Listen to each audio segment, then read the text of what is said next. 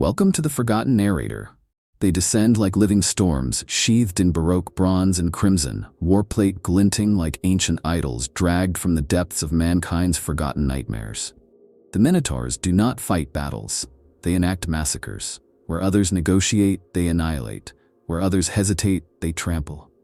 These are not the Emperor's angels of death in the traditional sense. They are his axe. Or perhaps the axe of those who now rule in his name. But what if they are not wielded, but simply loosed? The question that haunts every shadowed corridor of the Imperial Palace and every scorched battlefield they've touched is simple, yet terrible. Are the Minotaurs a loyal weapon held in secret hands? Or have they become a force even the High Lords no longer truly control? Their mere name evokes dread in the halls of the Inquisition and fury among fellow Adeptus Astartes. To some, they are the perfect tool. Fanatically obedient, brutally efficient, immune to diplomacy or doubt. To others, they are a horror disguised in imperial heraldry, a brotherhood of executioners, as willing to cut down fellow loyalists as they are to slaughter traitors. The truth, as it so often is in the Imperium, may be worse than either. Because monsters born in darkness are rarely content to stay chained forever. There is a silence in the records where the Minotaurs should be. Not the silence of ancient loss, nor the bureaucratic muddle of over 10,000 years of imperial history. This is a deliberate absence, as if the parchment itself flinched away from the ink. Officially, the Minotaurs chapter exists, operates, and fights for the Imperium. But there are no clear founding documents, no definitive primarch lineage, no surviving record of their origin within the great organizational purges that define the Administratum's obsession with order. They simply appear in imperial history, like a shadow stepping into the light, fully armed, fully doctrinal, and fully sanctioned to kill. Some whisper that they are a 21st founding chapter, born during the ill-fated, cursed founding. It would explain much: the irregular behavior, the mutated psyche, the terrifying combat capabilities. Yet even among the grotesqueries of that era, chapters twisted by flawed gene seed, turned rogue, or annihilated by their own deformities, the Minotaurs stand apart. They show none of the usual symptoms of mutation. Their strength is not poisoned, it is enhanced. If they are cursed, it is not in body, but in soul. Others claim they are far older, perhaps a legacy chapter altered and reforged beyond recognition. A secret weapon drawn from the crypts of the High Lords, re-engineered in silence, names and numbers scraped away, legends burned clean. This theory paints them as a Frankenstein of gene forging, taken from disparate sources, reshaped into something new, and deliberately untraceable. That the Minotaurs do not know their own origin is not an accident, it is a function. They are meant to be faceless. This erasure is more than aesthetic. It serves a dark purpose in the wider logic of imperial control. A chapter with no mythic past cannot be held to the ancient obligations of brotherhood or honor that bind most Adeptus Astartes. They owe nothing to Guilliman, Dorn, or Russ. Their loyalty is not sentimental, but transactional. They exist in the void between records, answering only to the most secret voices of Terra, or perhaps to none at all. It is a form of liberation through annihilation, their history destroyed, their future written in the blood of whoever they are pointed at. There are even darker whispers, theories that they are not of any founding at all, that they were not born in a fortress monastery but manufactured in a vault beneath Terra itself, that they are not a chapter, but a program. If this is true, they are not brothers, not scions of the Emperor's sons, but a synthetic breed of Astartes made for extermination. A black operation masquerading as a chapter, made to look like a loyalist force, but deployed with none of the constraints of imperial law or culture. This would explain their peculiar detachment, their lack of interaction with other chapters, and their eerie silence in victory. The idea that the Minotaurs were deliberately erased rather than forgotten is perhaps the most chilling, for it suggests not only design, but intent. Someone, or some group, desired a chapter that could kill without pause, without politics, without history. And in so doing, they may have created something that no longer fits the definition of Space Marine at all. The Minotaurs do not seek glory. They do not seek kinship. They do not speak of their primarch or their legacy.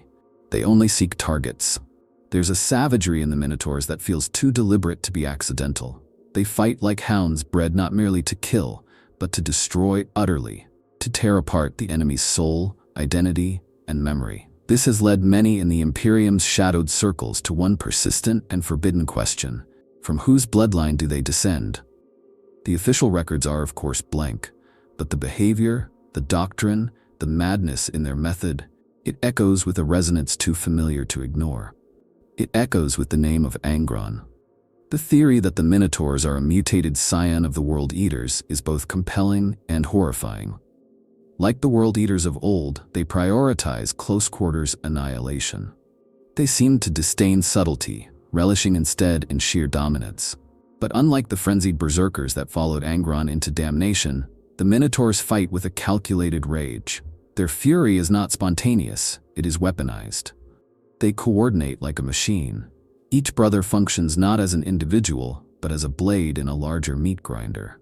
This lends credence to the idea that they are the result of gene tampering, a disciplined version of the Butcher's Sons, purged of wild madness and refined into the ultimate tactical predator. Yet despite their precision, the undercurrent of suppressed rage is undeniable. Reports from the few survivors of their campaigns describe Marines howling beneath their helmets, displaying disturbing levels of aggression even toward allies. Witnesses tell of squads that continue to mutilate fallen enemies long after victory, as if performing a ritual. The Minotaurs do not just kill. They dominate through fear, inflict psychological scars, and sometimes exterminate populations beyond what their orders require. These are not anomalies.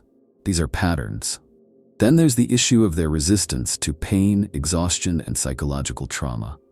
Apothecaries and inquisitors who have examined fallen Minotaurs, a rare occurrence, report enhanced adrenal control, highly unusual cortical structures, and modifications that seem designed to suppress empathy. Their combat records often show zero requests for reinforcement or retreat.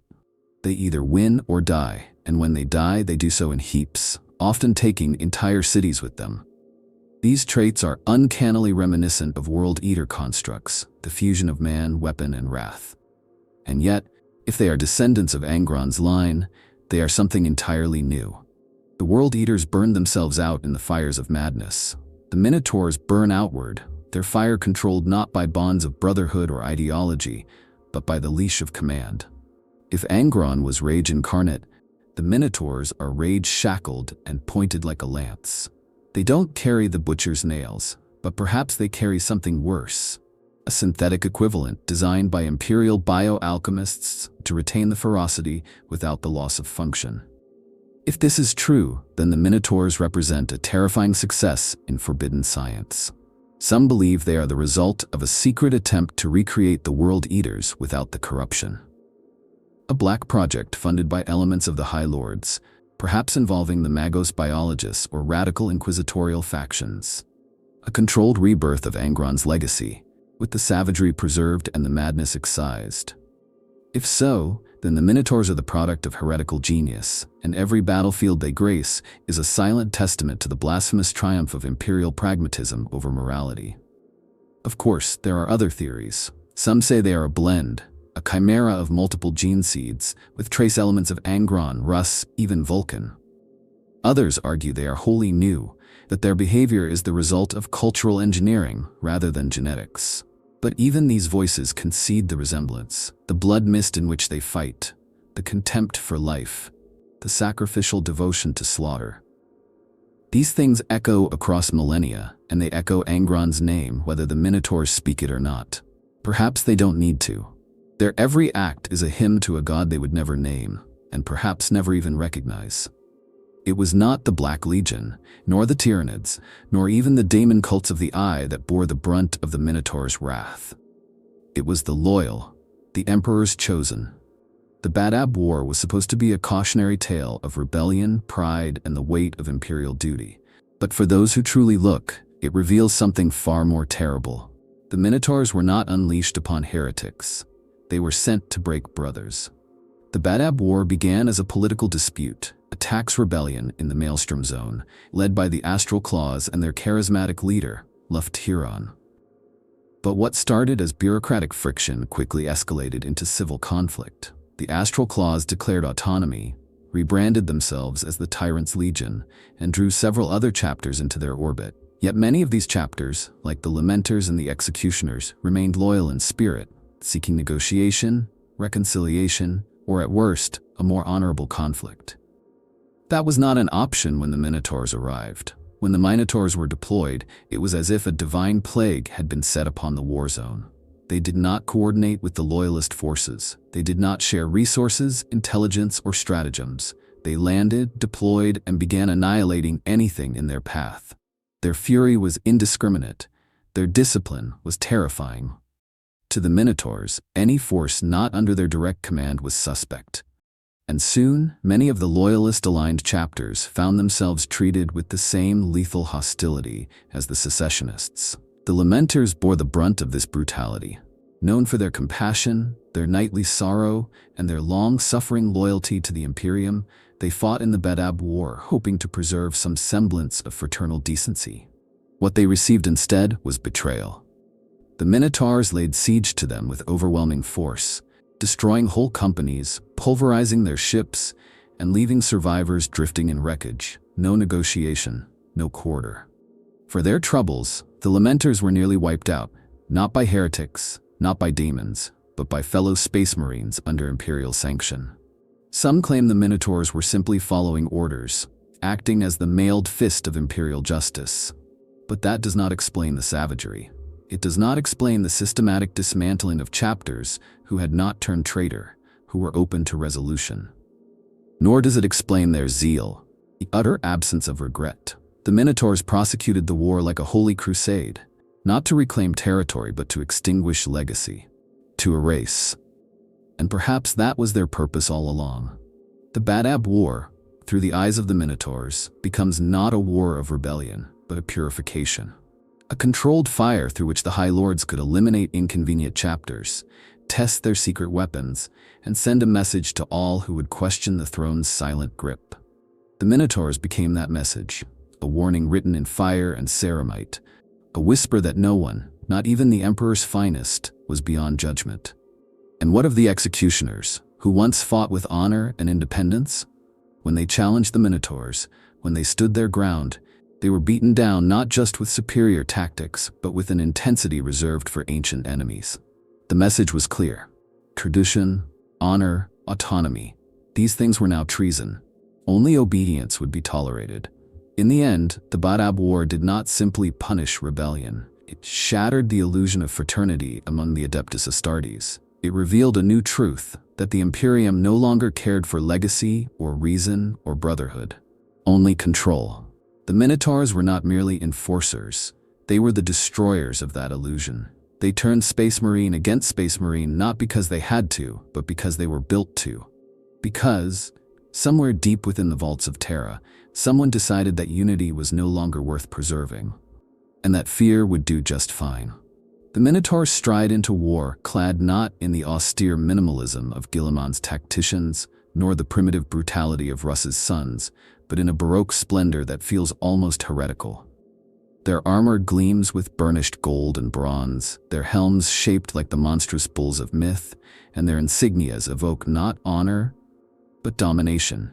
Even their weapons, oversized and brutalist, look less like tools of a warrior and more like relics of forgotten gods of war. To see a Minotaur in full battle plate is to witness a walking monument to excess, not in decadence, but in violence.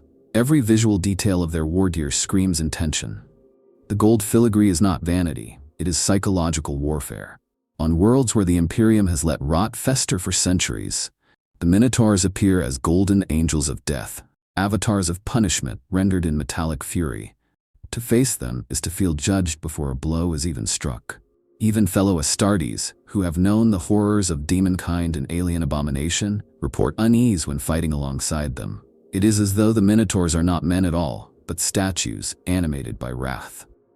Their armor is uniquely reinforced, often customized beyond standard codex limits.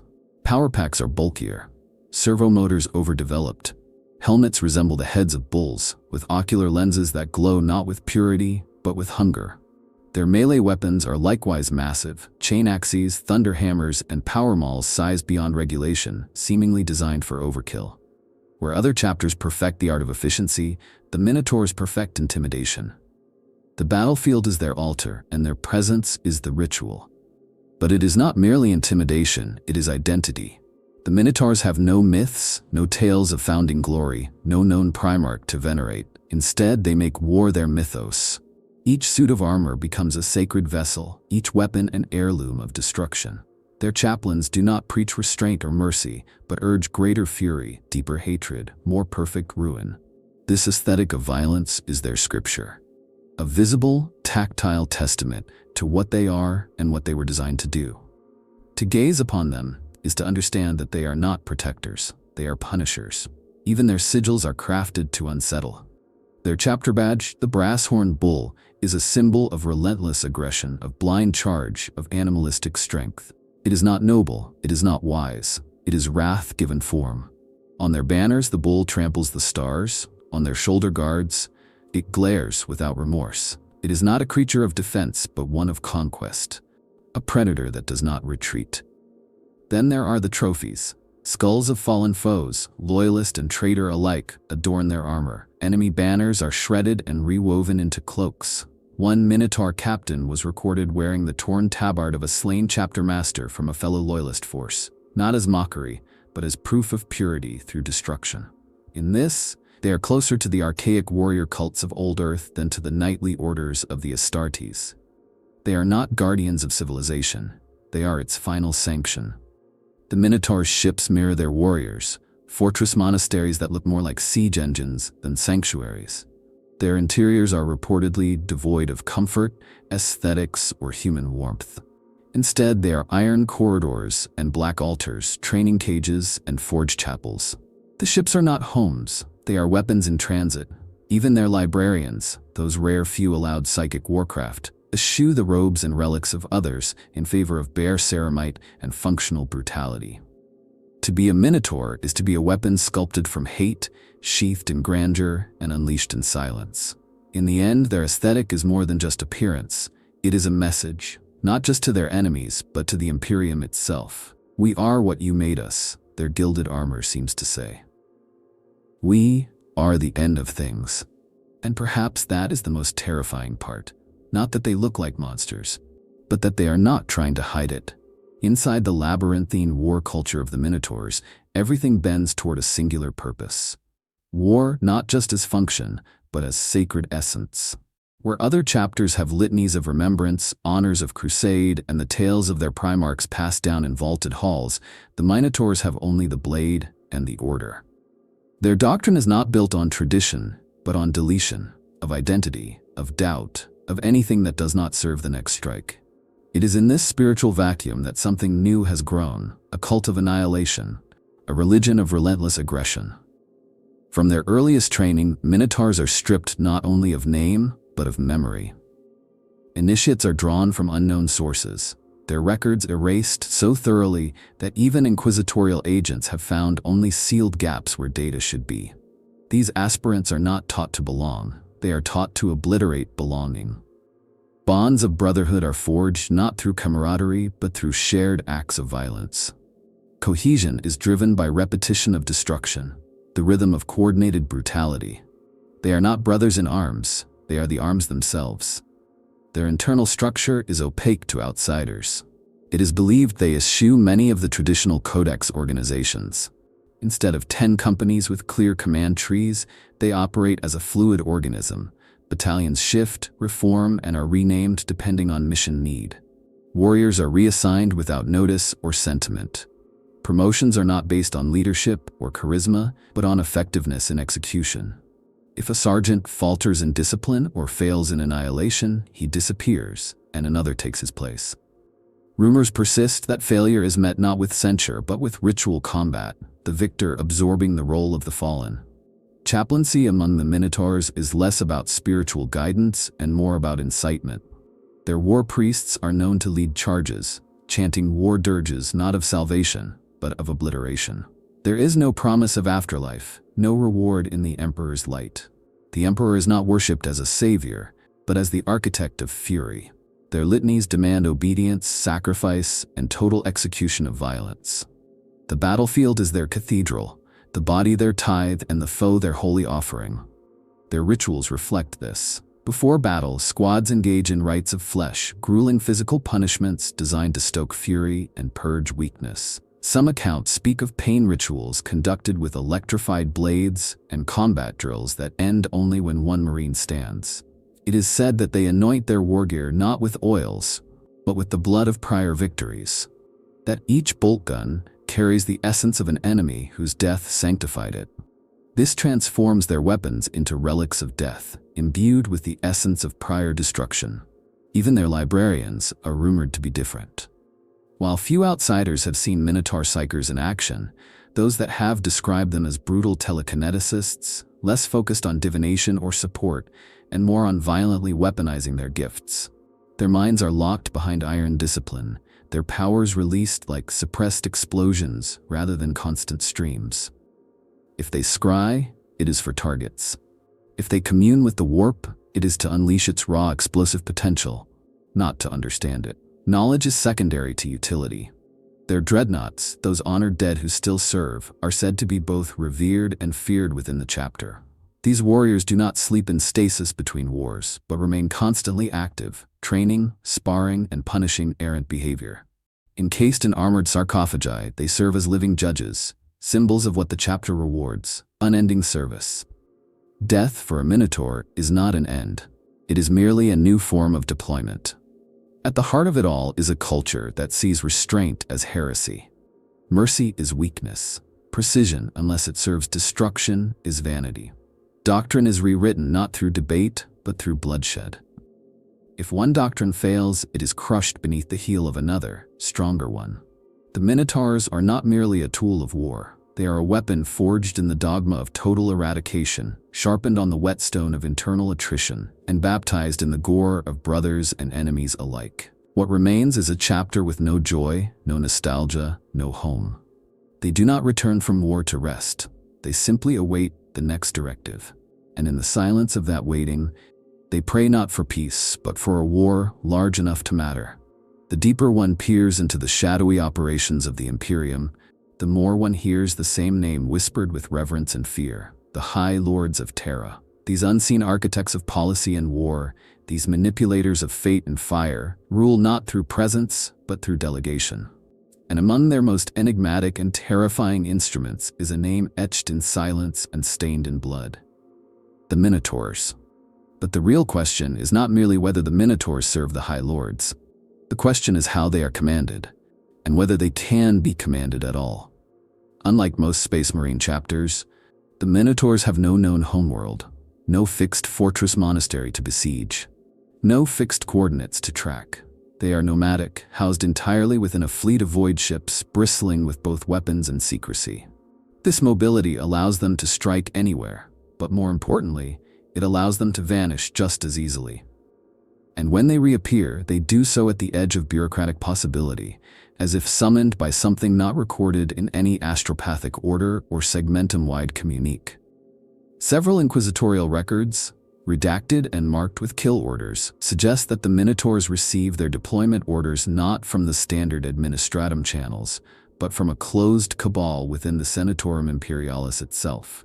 That is to say, the Minotaurs may be the first and only chapter created not to serve the Emperor's wider war against chaos, but to serve the political objectives of the Terran elite. They are not the Imperium's defenders. They are its insurance policy. And what better tool than one without loyalty to a primarch? What better weapon than one that kills without hesitation, without requests for context or conscience? If a rebellious governor refuses a tithe, send the Minotaurs. If an Astartes chapter grows too independent, too powerful, too proud, send the Minotaurs.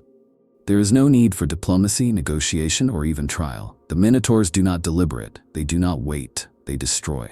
Some theories go further, suggesting that the Minotaurs are tied to a deeper mechanism still, the Officio Assassinorum, that the same shadow masters who craft the Imperium's finest killers also built this chapter as their blunt instrument.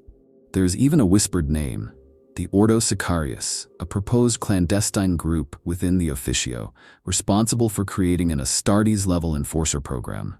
The Minotaurs would fit this profile perfectly. A silenced history, weaponized efficiency, and total deniability.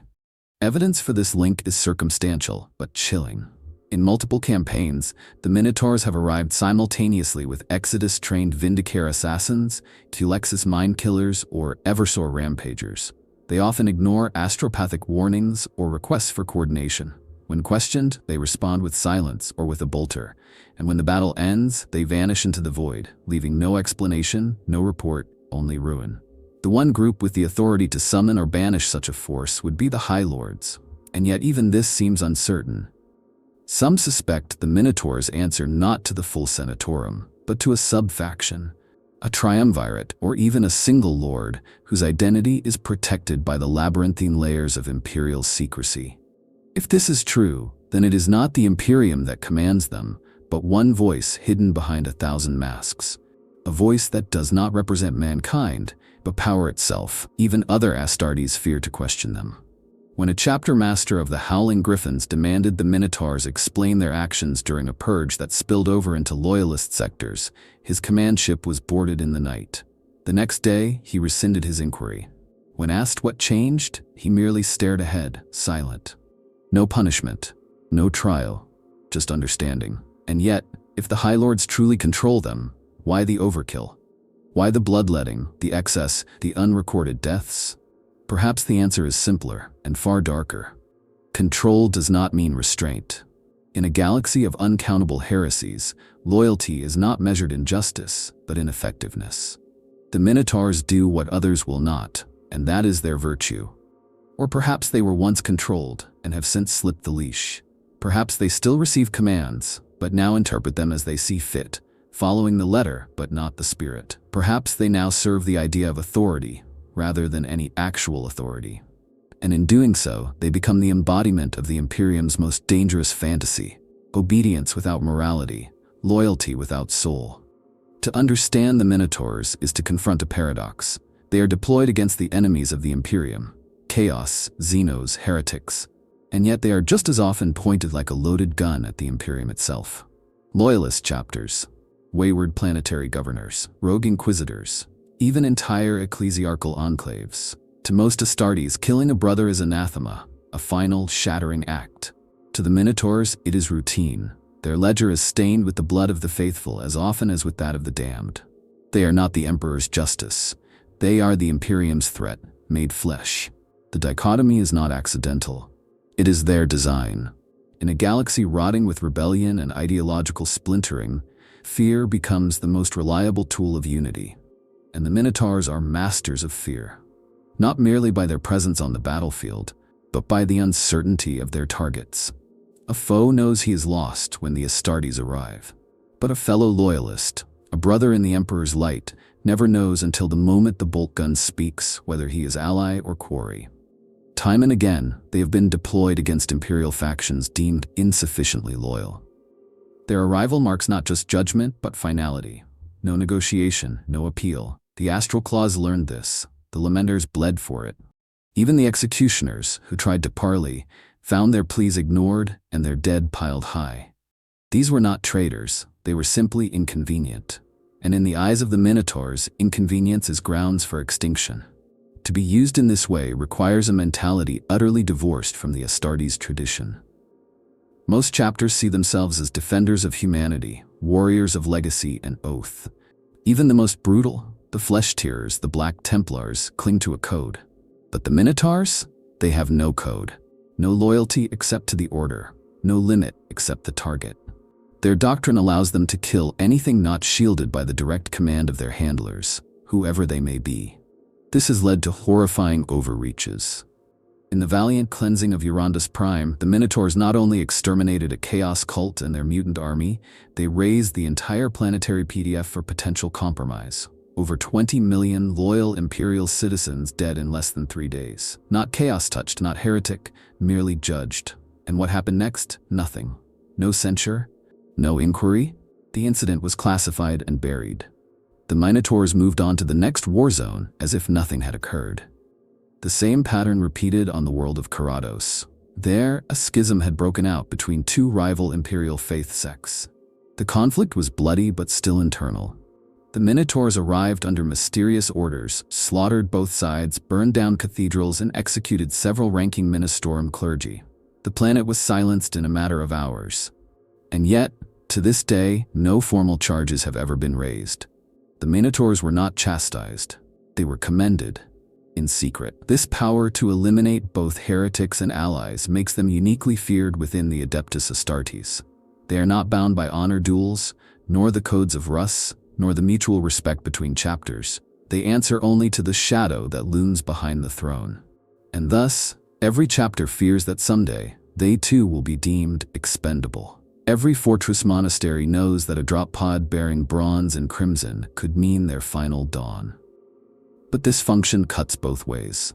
The Minotaurs themselves must know that they are hated, that they are not brothers, but wolves among wolves. They do not attend conclaves. They are never invited to honor ceremonies. When imperial parades celebrate victories, their names are absent. And perhaps this is the final cruelty, to be made a tool so perfect that even the Imperium cannot publicly claim you. In a galaxy where loyalty is the highest currency, the Minotaurs are bankrupt of everything but obedience. And yet, it is this very bankruptcy that makes them priceless.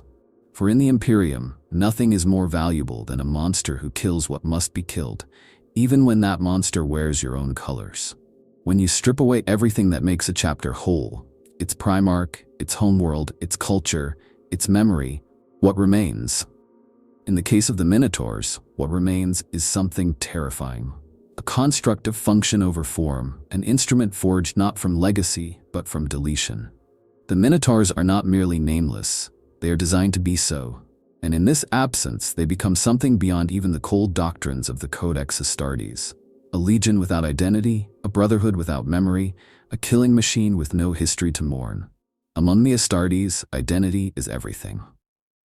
From the lion totems of the Dark Angels to the storm-laced fury of the Space Wolves, chapters are built upon the myths of their fathers. Names are sung, traditions passed down, heroes remembered in song and shrine. Even cursed sons like the Night Lords or the Red Corsairs carry the weight of their heritage, twisted though it may be.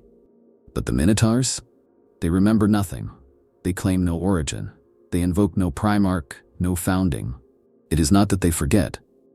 It is that forgetting is their creed. Each Minotaur warrior is reduced to rank, role, and function. There are no recorded honorifics, no victories inscribed upon their banners, no roll calls of great heroes. Even their captains are indistinct, remembered more for the missions they executed than the personalities they carried. Their fallen are not mourned, they are recycled. Their war gear passed on, their names expunged. The only immortality they are offered is through destruction. This annihilation of self is not incidental. It is cultivated. Where most chapters indoctrinate with tales of the Emperor, of sacrifice and unity, the Minotaurs indoctrinate with obliteration. New recruits are broken not just physically, but mentally. All memories of their past lives are purged. Some say the process is psychic. Others say it involves techno-hypnotic reprogramming, similar to what the Assassinorum uses on its subjects. Whatever the truth, by the time a recruit becomes a full battle brother, he is no longer a person, he is a weapon. This void within them reflects outward. When they fight, they do not shout battle cries of loyalty or vengeance. They are silent, impersonal. Their vox channels are reserved for orders only. They make no boasts, accept no duels, and speak only to coordinate annihilation. Their victories are never about honor, only completion. A mission done is its own reward. Nothing is recorded but the kill. And yet there is something tragic in this emptiness, because once surely they were men. Once they had worlds. Once they had names. What were those names? What memories were torn from them in the transformation? What stories of home, of brotherhood, of triumph now lie buried beneath layers of ceramite and doctrine? And do the Minotaurs know what they have lost, or has even the idea of loss been cauterized from their minds? There are moments, rare and unconfirmed, when this void cracks. Whispers of lone Minotaurs who, after a campaign, stood motionless on the ruins of a city they razed, staring into the smoke as if searching for something. Rumors of one warrior who refused an order, not out of defiance, but because he remembered. No one knows what became of him. Perhaps he was reconditioned, perhaps destroyed. Perhaps he was never real to begin with. Just a story, a ghost, an echo of what the Minotaurs refused to be. Their lack of identity also serves a political function. The High Lords, or whoever commands them, can deploy the Minotaurs with impunity. No one mourns a dead Minotaur. No one asks questions when they die. They are expendable, and in that expendability, they gain an almost divine freedom. They are not constrained by reputation, alliance, or shame. They are the ultimate soldier, not because of strength, but because of erasure. But this erasure comes at a cost, for a warrior who cannot remember who he is will someday forget why he fights. The Minotaurs are still loyal, or seem to be. But what happens when even loyalty becomes meaningless? When the orders stop coming? When the war ends? Will they lay down their arms, or will they continue? Not because they choose to, but because they no longer know how to stop. There is a line that separates efficiency from madness, precision from brutality, strategy from slaughter. Most chapters of the Adeptus Astartes know where that line lies, and know when to cross it, and when to stay their hand.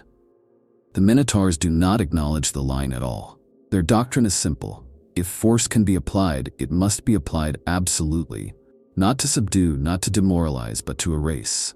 Their campaigns are not merely decisive, they are excessive, an orgy of destruction that leaves nothing behind but rubble and ash. It begs the question, do the Minotaurs know any restraint, or has overkill become their creed? Time and again, they have shown a capacity for violence that borders on the ritualistic. A standard Minotaur assault does not involve the careful deployment of resources. It begins with orbital bombardment, not targeted strikes, but city-spanning salvos. Civilian zones are deemed expendable. Infrastructure is viewed not as a resource to be preserved, but as a liability to be obliterated. When they descend, they do so en masse, deploying overwhelming numbers of Terminators, siege engines, and dreadnoughts where most chapters would use scouts and recon. There is no escalation, there is only totality. Their campaigns read more like punishments than wars. On the world of Belsarion Secundus, where a minor Xenos infestation had disrupted local trade, the Minotaurs were dispatched. The infestation was isolated, manageable. Several Deathwatch kill teams had already begun containment. When the Minotaurs arrived, they ignored the Deathwatch, glassed 3 continents from orbit, and deployed 1,000 Astartes in a full extermination action. Entire hive cities were purged with flame and chem weaponry. The Xenos were eradicated, along with 200 million Imperial citizens. This was not an anomaly. It was standard operating procedure. Observers within the Inquisition have long noted the trend. The Minotaurs do not scale their responses to threat levels. They treat minor insurrections with the same brutality as demon incursions. A failed tithe can result in planetary annihilation. A chapter refusing to bend the knee can be ground to dust under endless assault. And while the Administratum often looks the other way, there are those within the Ordo Hereticus who fear that the Minotaurs are not merely responding to orders, but following an internal doctrine that glorifies overkill as virtue. Even their weaponry suggests excess.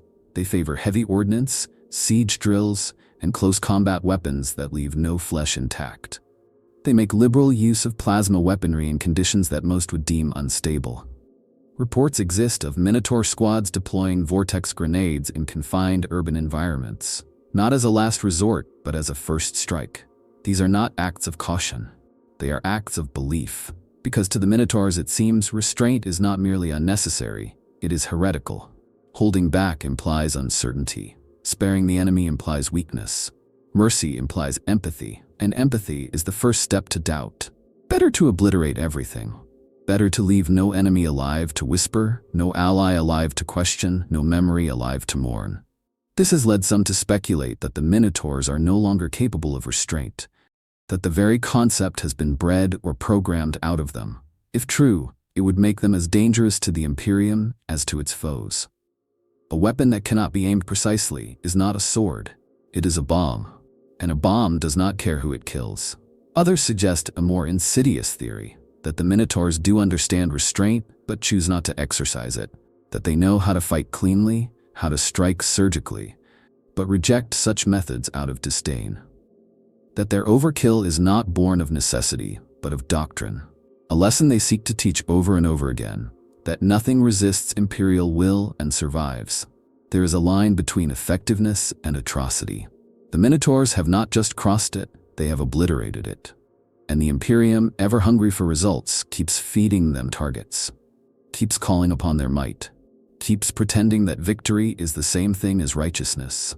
But righteousness does not raise cities. It does not turn allies into enemies. It does not salt the earth with blood.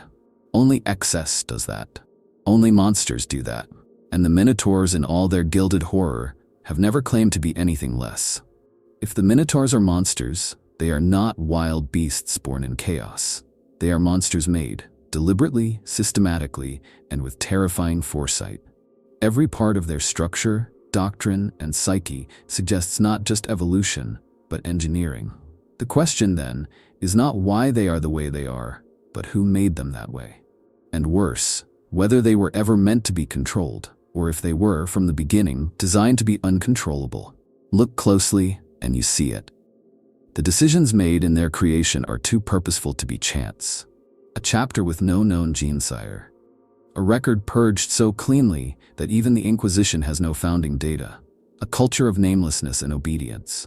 A doctrine built around annihilation rather than protection. These are not the hallmarks of a traditional Space Marine chapter.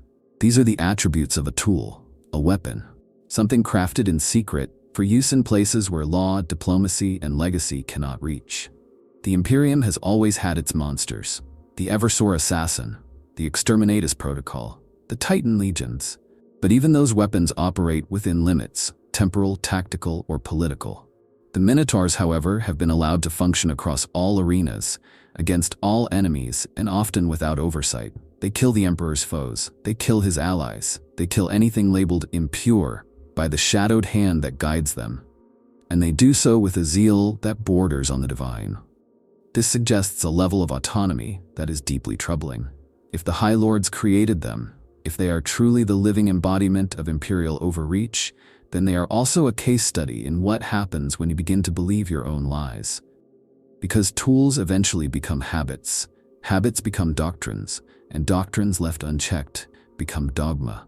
The Minotaurs are not just a chapter. They are a dogma given flesh, a belief in overwhelming force elevated to gospel. There are reports buried in deep librarium stacks of early deployments gone awry, of worlds burned without sanction, of rival imperial factions coincidentally collapsing shortly after Minotaur presence. At first, these were dismissed as rogue operations, but over time the pattern grew undeniable. The Minotaurs were not malfunctioning, they were behaving precisely as intended. And that intention, once perhaps rooted in order, had spiraled into something far worse. Some within the Ordo Malleus argue that the Minotaurs have begun to worship the idea of annihilation itself. Not in a chaos-corrupted way, but as a kind of pure ascetic devotion. To them, to destroy is to serve. To kill is to obey. The target matters less than the act. This is not madness, they argue. It is faith, stripped of joy, of redemption, of anything but the will to execute. A purity so complete that it circles back into monstrosity. If this is true, then the Minotaurs are not just unleashed, they are self-propelling. They do not need handlers anymore. They may still receive orders, yes, but their ideology, their rituals, their beliefs have evolved to the point where even in silence they would continue. They would invent targets, declare enemies, justify their violence through the sheer logic of its repetition, and the Imperium allows it. Because in a galaxy where chaos churns, where Xenos rampage, where brother turns on brother, a force like the Minotaurs is too effective to abandon. Better a weapon that may one day turn on you than no weapon at all. This is the quiet gamble made in the backrooms of Terra, that the Minotaurs can be aimed, or at least outpaced, that they will destroy others faster than they destroy you. But such logic is always short-lived. Because the problem with creating monsters is not that they disobey. It is that they begin to think obedience means destruction, and destruction means purpose. The Minotaurs do not see themselves as rogue, they see themselves as true. More loyal than the loyal, more pure than the pure. They are the end result of imperial thinking pushed to its final, logical, horrifying conclusion. A monster that kills heretics and brothers with equal fervor. A warrior who obeys, not because of belief, but because belief has become indistinguishable from violence. A chapter made not to serve the Emperor, but to serve the silence between the High Lord's whispers. And in the end, perhaps the most terrifying thought of all is this: they were not unleashed, they were opened. A box broken, a secret spoken aloud. The Minotaurs are not an accident, they are a prophecy. A glimpse of what the Imperium becomes when fear is worshipped more than hope. So now we stand at the edge of a truth too grim for comfort, too intricate for denial. The Minotaurs are not just a chapter, they are a reflection, a brass-coated mirror held up to the Imperium itself. In their silence we hear the whispers of the High Lords. In their brutality, we witness the logic of a state that prizes obedience above morality. In their devastation, we feel the cost of power wielded without restraint. And in their eyes, those soulless, glowing visors, we glimpse what the Emperor's dream has become after 10,000 years of decay, a dream reforged into a weapon too dangerous to sheath. There is no answer to the question, are the Minotaurs loyal? Not really. Loyalty in the galaxy of Warhammer 40,000 is no longer a virtue. It is a currency, a justification, a convenient label for actions that, under any other lens, would be called atrocity. The Minotaurs are loyal not to justice, nor to brotherhood, nor to the will of the Emperor as spoken in the days of the Great Crusade. They are loyal to orders, to function, to directives carved in bureaucratic stone by faceless rulers who will never see the corpses they create. And yet they win. They win where others hesitate. They strike where others debate. They cleanse what others merely question. That is why the Imperium needs them. That is why it keeps them close but unacknowledged. A ghost army in burnished gold, a myth told in fire and ash. To deploy the Minotaurs is to admit failure of diplomacy, of unity, of reason. But the Imperium no longer believes in those things. It only believes in survival. So the Minotaurs persist. They are not heroes. They are not villains. They are the grim arithmetic of a galaxy ruled by fear. When war is endless, when peace is an illusion, when enemies are indistinguishable from allies, you need something that doesn't flinch, something that does not care, something that burns the world and walks away before the smoke settles. That something is the Minotaurs. And maybe, just maybe, they are the future. Not the hopeful future the Emperor once envisioned, but the actual, inevitable future. A future without names, without mercy, without reflection. A future where war is not the means to an end, but the end itself. Because in the Imperium, even angels forget why they fly. Even gods become hollow. And even heroes, if twisted enough, can become legends of fear. Every empire that survives long enough must confront the consequences of its own machinery. The Imperium of man, vast beyond comprehension, has built its survival not on justice or faith alone, but on the creation of tools so powerful they deform reality around them. The Minotaurs are one such tool, but unlike a bolt gun or an exterminatus protocol, they are not confined to a trigger or a warhead. They walk, breathe, decide, and over time, that power seeps outward, infecting everything it touches. This is the silent aftermath of the Minotaurs. Not the battlefield, but the void that follows. Across the Imperium, wherever the Minotaurs have passed, a kind of psychic shadow lingers. Planets that survive their purges often report a strange hollowness. Not physical, the rubble can be cleared, the buildings rebuilt. But culturally, spiritually, emotionally, something vital is lost. Entire populations become mute, unable to speak of what happened.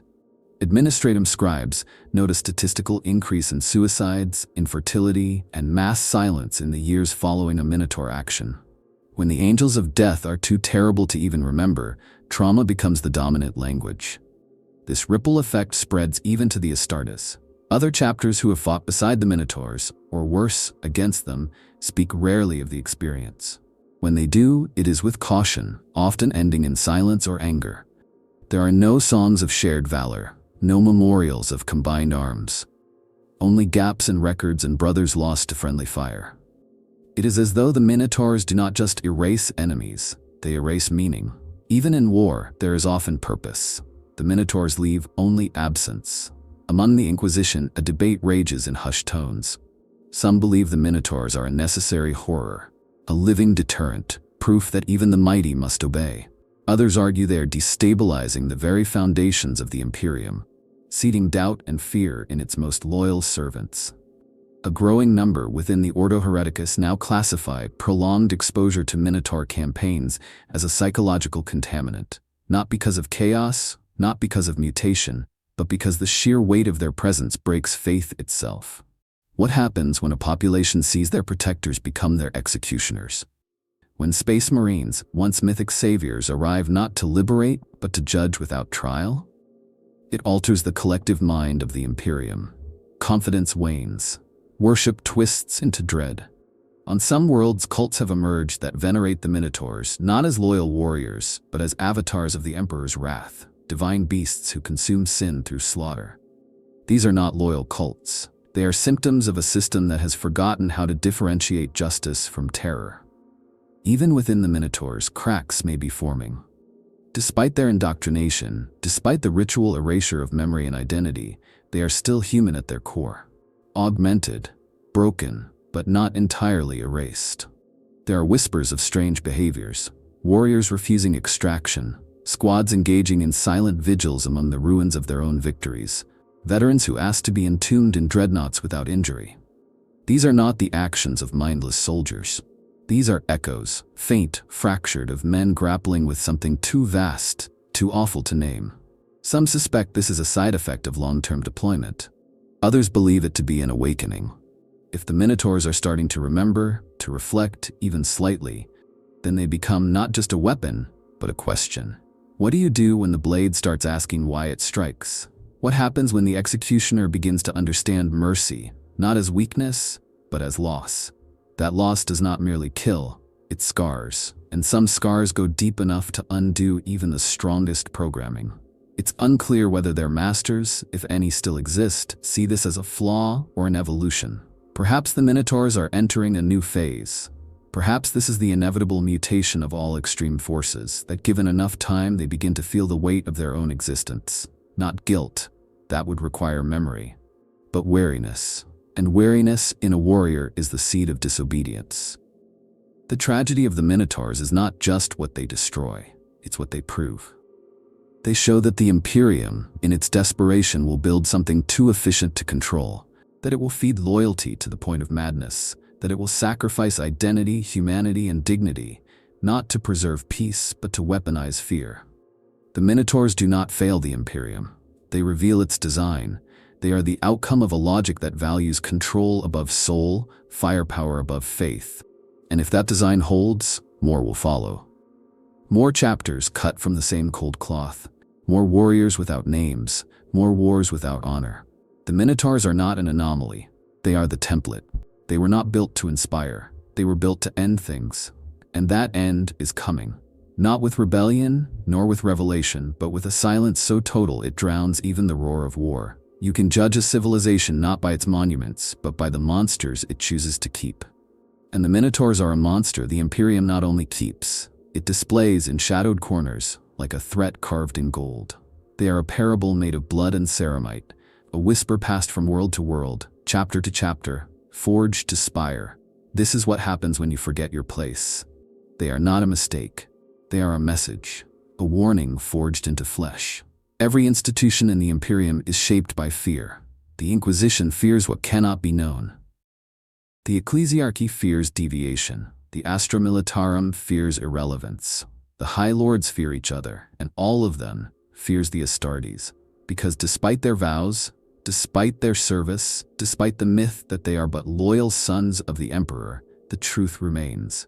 They are the only force in the galaxy that can rival the power of the Imperium itself. Which is why the Minotaurs exist. They are the specter of consequence, a predator created to stalk other predators. Not to win wars, but to remind the Astartes that they are not beyond reach. Guilliman's Codex may have divided the legions into manageable fragments, but power is not only measured in numbers, it is measured in memory, in pride, in the unspoken oaths that transcend doctrine. The Minotaurs sever those oaths. When they arrive, history ends. The past is irrelevant. Legacy is dust. All that matters is obedience and death. This is why they are deployed against loyalists as often as traitors, why they are sent not to save, but to punish. They do not just execute strategy, they execute reputation. Their violence is theatrical, symbolic. When they destroy a chapter, they do not merely kill its warriors, They annihilate its heraldry, deface its relics, burn its monuments. It is not enough to defeat the enemy must be forgotten. And that, above all, is the Minotaur's sacred duty. Enforced oblivion. There is a dark genius to it. Every chapter that witnesses the aftermath of a Minotaur purge takes note. Every librarian who scans a battlefield where fellow Astartes once stood feels a chill in his soul. Every chapter master who sees a redacted order from Terra wonders, when will it be us? In this way, the Minotaurs extend their influence far beyond the reach of their bolters. Their true power is psychological, a deterrent not through threat, but through precedent. And yet, there's a deeper, more sinister effect at work. By legitimizing such acts, by sanctifying the destruction of fellow space marines, the Imperium rewrites its own myth. Once, the Astartes were symbols of unity. Now, they are conditional, disposable. If the Minotaurs can kill a loyal chapter without censure, then what does that make loyalty worth? What meaning is left in the name of a primarch, if that name can be burned from the stars by a faceless order? Some say this is necessary, that in a galaxy so torn by heresy, xenos, and warp, flexibility is strength, that the Minotaurs are the price of survival. But that is a lie of convenience. They are not a response to crisis. They are a manifestation of policy. They do not prevent rebellion. They make rebellion inevitable. Because nothing breeds defiance faster than fear, untempered by honor. The Minotaurs do not bring stability. They bring suppression. And suppression over time always invites fracture. The irony is unbearable. In trying to preserve order, the Imperium builds the tools of its own disintegration. The Minotaurs are too effective to be questioned, too terrifying to be dismissed. So they are used again and again until their presence becomes the new normal. Until exterminating allies is no longer shocking. Until overkill is just policy. Until silence replaces song. And perhaps that is the endgame. A galaxy where no one dares to rise. Where chapters dare not meet in conclave. Where oaths are spoken only under surveillance. Where the idea of brotherhood itself is a risk. In that future, the Minotaurs will have won. Not because they conquered, but because they erased everything that stood apart. They are not the enforcers of law. They are the ritual sacrifice of autonomy. And the Imperium, in all its glory, now kneels not before heroes, but before its own nightmares, painted in bronze. Time does strange things in the Imperium. It folds, it fractures, it lies. There are wars that last centuries but are remembered as hours, and moments of terror that echo across millennia. But even in this disjointed chronoscape, the Minotaurs feel displaced, like they were never meant to belong to any particular age, but instead float between moments of crisis, manifesting only when history breaks. They are not a chapter that exists within time. They are the correction that steps outside it. This is not merely poetic, it is practical. Their deployment patterns, when tracked across multiple centuries, form no coherent arc. They do not follow the Great Crusades, they do not maintain territorial holdings, they do not honor anniversaries or anniversaries of founding. There are entire centuries in which they vanish. Then, without warning, they reappear armed, fully supplied, as though no time had passed at all. No one knows where they go. No one knows how they are resupplied. Their fleet, massive and silent, seems to drift beyond the normal lanes of the galaxy, as though hiding in the folds of forgotten time. Some in the Ordo Chronos have speculated that the Minotaurs are not bound by imperial time at all, that they are part of a stasis field operation, or worse, a temporal experiment sanctioned by the darkest vaults of Terra's tech priests. That when they vanish, they do not rest or rebuild, but are stored, like cursed relics, awakened only when the Imperium is willing to pay the cost. If this is true, then every battle they fight is not just a war, it is a rupture. A moment when the past sins bleed into the present. And this strange relationship with time reflects in how they wage war. The Minotaurs do not adapt. They do not evolve. They fight now as they fought 1,000 years ago. Their tactics are not primitive, but ossified. Ritualized violence that has become scripture. They make no effort to preserve cultures, technologies, or strategic value. They fight for outcome alone, not for control, but for finality. Their campaigns have the feel of ancient judgment, not modern warfare, but holy retribution from an age that should have ended long ago. Even their presence induces a kind of temporal decay. Worlds that host them suffer memory fractures. Data corruption becomes rampant, servitor systems malfunction, local timelines diverge. It is as if their mere presence disrupts the narrative cohesion of a place. Historians attempting to document Minotaur campaigns often find their records vanish, their cogitators corrupted, their dreams invaded by flickering images of bronze-clad titans and cities reduced to bone. This is not a metaphor. It is a recurring phenomenon. Some Imperial scholars now wonder if the Minotaurs have become more than a chapter, that they have passed into the realm of archetype, or worse, into something that the warp itself recognizes. A form of sanctioned horror so potent, so absolute in its purity of purpose, that even reality begins to yield to it. Not warp-tainted, but warp-known. And once a thing is known to the warp, it can never fully return to innocence. This may explain why the Minotaurs rarely engage with chaos directly. They are not daemon hunters. They are not exorcists. They avoid the eye unless ordered, and when they do fight within it, they do so with alarming precision and alarming detachment. They do not chant wards or perform rites. They simply destroy, as if blind to the metaphysical war beneath the surface. Or perhaps not blind, perhaps immune.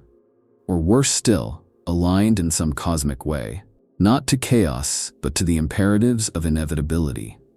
Because what is more inevitable than death? The spiritual life of the Minotaurs, if such a thing exists, is entirely hidden.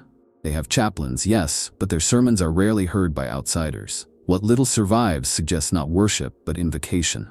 Not of the emperor as a guiding father, but as a principle, a flame, a sword, a judgment. Their rites are less prayers than affirmations, that obedience is survival, that mercy is failure, that silence is sacred.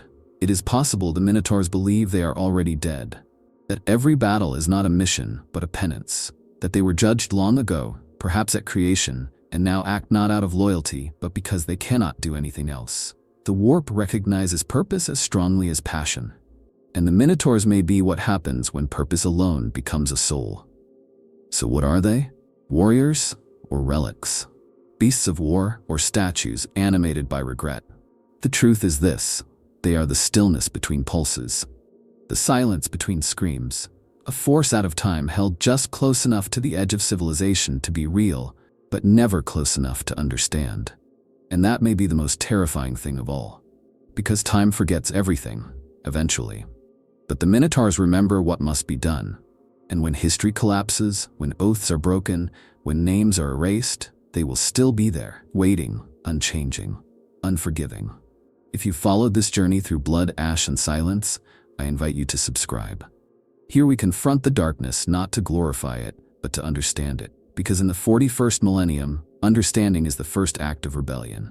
And maybe, just maybe, a whisper of hope can still echo, even in a voice made of thunder.